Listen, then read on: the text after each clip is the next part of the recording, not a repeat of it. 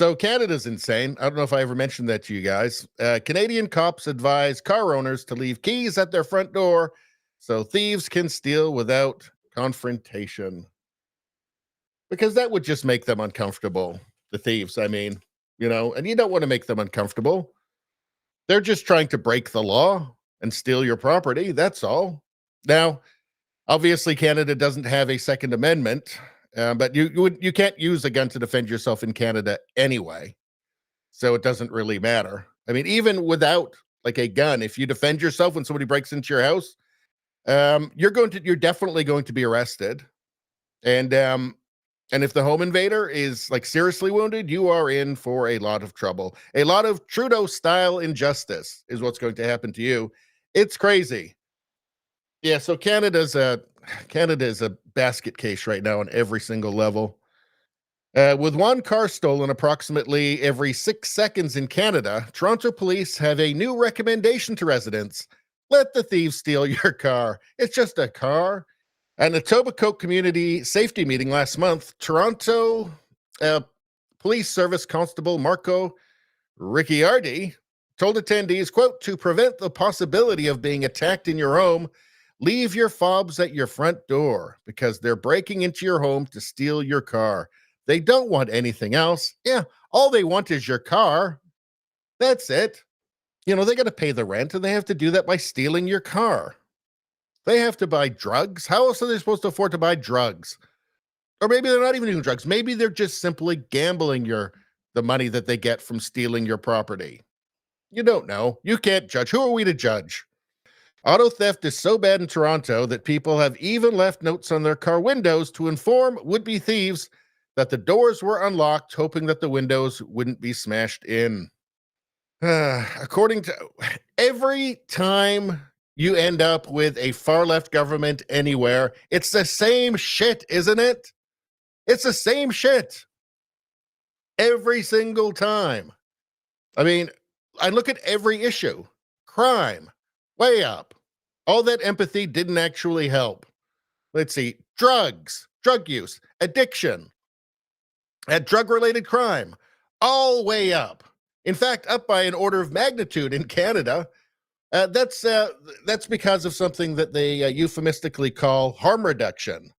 It's not really a very apt name for it, considering that it kind of increases harms at an exponential rate. So I want to think about renaming that. Let's see. Let's see. So nobody can afford to buy a house or even pay their rent anymore, which is fantastic. So that's worse now because of far left policies. Healthcare is going down the toilet. The left, they're the ones who care about your health. They're the ones who care about healthcare. They make it better, except for some reason they make it worse. I wonder why that is. You know what? A lot of this has to do with all of that deep empathy that Justin Trudeau has for everybody living in the world outside of Canada. Not a lot of empathy for the people in Canada. That's not really a thing. But outside of Canada, he really cares. And he wants to bring them all to Canada so that he can show them how much he cares. He cares. So let's just bring millions of people into the country. Let's just do that because Trudeau's got such a big heart. It breaks his heart to know that there are millions of people not living in Canada that he could bring to Canada for some reason.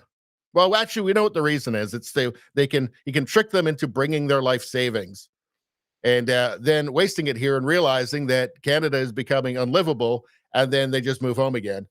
So it's actually, when you dig into this stuff, you find out there's not actually a lot of empathy really there. There's usually some ulterior motive. You get a left-wing government. I'm not talking about your grandfather's Liberal Party or whatever, say in Canada, say. I'm not even talking about like the left-wing parties from 20 years ago, like these modern far left parties. Let's see. According to BlogTO, Toronto police had previously launched a campaign that told criminals how long they would have to finish a crime, an average of 22 minutes, before police would respond. The move was reportedly an attempt to prevent budget cuts. Still, though, maybe not a great move. Auto theft in Toronto has become so prevalent that the New York Times reported that an owner of a Honda CRV who, to deter thieves, installed 2 alarm systems, a tracking device, 4 AirTags, and kept the key fob in a signal jamming Faraday bag. Good Lord. Canada is broken. Canada is broken. Canada is changed. And it's changed in a generational sense. Like, not like the conservatives are not going to fix everything in 4 years.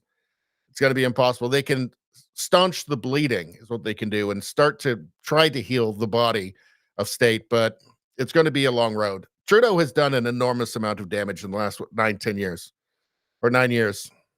The owner's home also has 2 motion sensor floodlights pointed at his driveway, which features a parking bollard. When the car is parked, he puts boot-style locks on all 4 wheels in addition to a steering wheel club, even in the driveway, to keep it from being stolen. This is Canada, people. This is Canada. This is what people have to do now to keep their car from being stolen. Good Lord. I'm going to show you something. I've mentioned the mass immigration from Justin Trudeau, have I not? So I'm going to show you something without comment. So these are some people, some car theft rings that have been caught in Canada.